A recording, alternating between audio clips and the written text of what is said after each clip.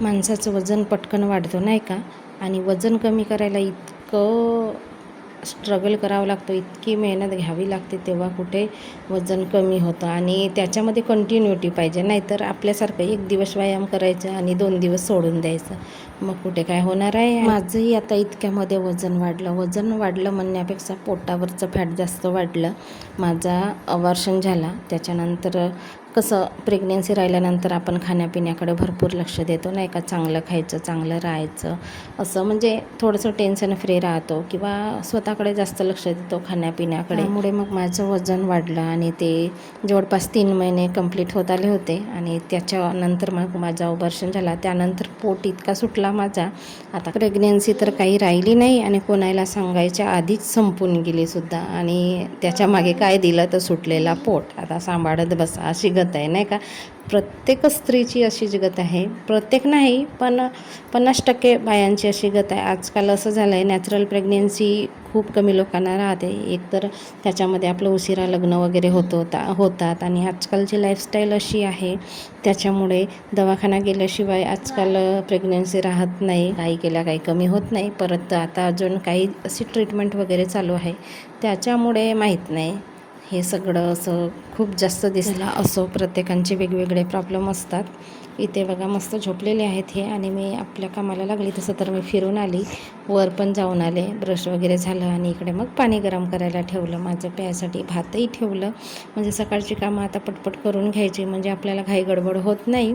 आणि रात्री मी आवरून ठेवलं होतं गॅस ओटा वगैरे. इथे भात होता रात्रीचा, तर घासत नाही म्हणतात आमच्याकडे भाताचा गंज, म्हणून तो झाकून ठेवला. चिया सीड, बेजिल सीड आणि गोंदकतिरा भिजवला होता मी माझ्यासाठी. ड्रायफ्रूट वगैरे भिजवले होते, व्यवस्थित भिजले.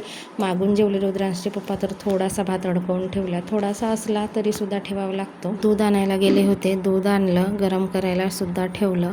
म्हणजे ही ठरलेली कामं असतात ना, ठरलेल्या वेळात झाली तर मग पुढे जाऊन चांगलं होते, नाहीतर इतकी गडबड गोंधळ होते. आणि दीप अमावस्येच्या सणाचा दिवस होता, म्हणून मी आज सकाळपासूनच आंघोळ केल्यानंतर साडी घातली होती. जर आपण सकाळपासून घातली ना तर बरं वाटते, आणि मधात मग दुसरे कपडे चेंज करून साडी घालायला मला कंटाळा येतो. आणि आजकाल साड्या घालणं कमी झालेलं आहे, सणासुदीच्या दिवशी तरी घालावं साड्या. मग तर काय, म्हातारपणी गाऊन घातल्याशिवाय पर्यायच नसतो. जे म्हणजे गावखेड्यातलेही आतापर्यंत साडीच घातलेले राहतात, तरी म्हातारपणी मग गाऊनच घालावा लागतो. म्हणून जेव्हा आत्ता दिवस आहेत आपले साडी वगैरे घालायची, इतर कपडे तर घालतोच म्हणा, पण सणासुदीच्या दिवशी साडी वगैरे घालल्यानंतर किती चांगलं वाटतं नाही का. मस्त अशी देवपूजा वगैरे करून घेतली. आणि सणाचा दिवस होता, तर सगळे देवाचे साहित्य सगळे स्वच्छ करून घेतले. आंघोळ वगैरे घातली देवबापांना. एरवी 2 दिवसांनी आंघोळ घातली, स्वच्छ केले देवपूजेचे साहित्य तर चालते, पण सणाच्या दिवशी तर आवर्जून करते मी, आणि हे ठरलेलंच आहे माझं. मनोकामना पूरी करना भगवान जी, बोल। मैं अच्छा इंसान बनूं, अच्छी पढ़ाई करूँ, अच्छे आरोग्य दे, अच्छी सेहत दे।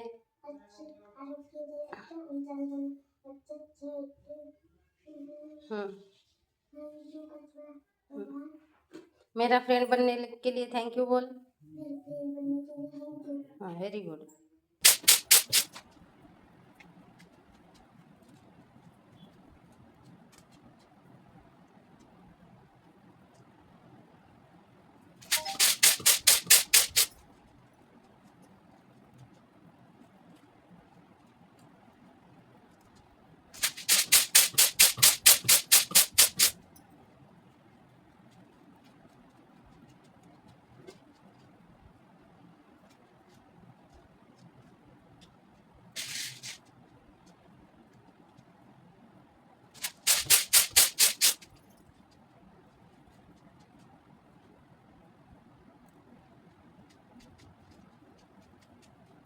आज आहे ज्योतीचा सण. ज्योती म्हणजे दीपपूजा.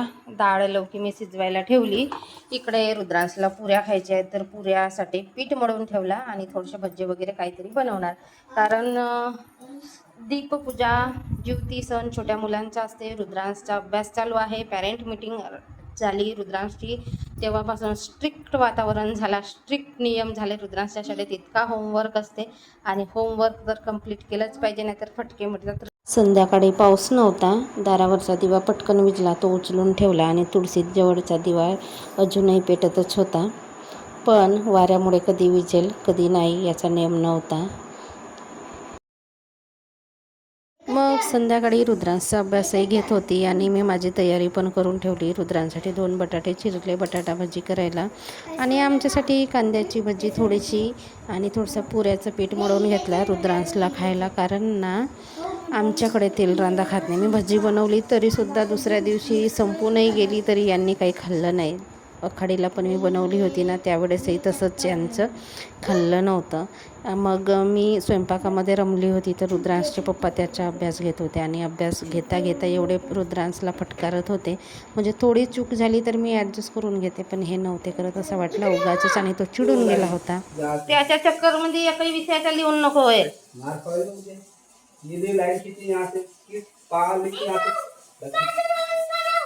मोठे अक्षर काढते तर जवळ जाते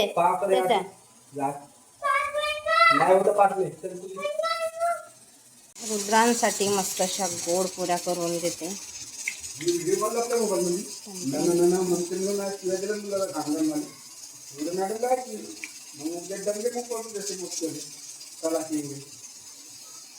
जाना तिकडे का जर त्याच्या मंगा लागला तर त्याला आता उगाच आहे तर करून नाही देते. चल कर रुद्रांश, जसं लिहित तसे लिहू दे.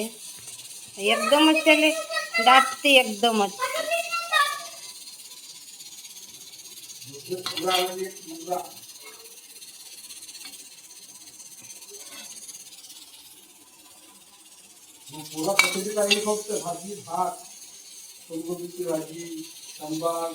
तू काम नाही खात.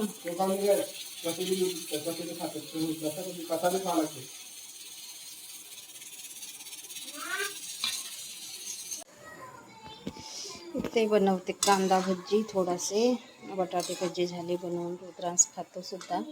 डाळ फोडणी द्यायची आहे, डाळ वांगा थोडीशी बनवले.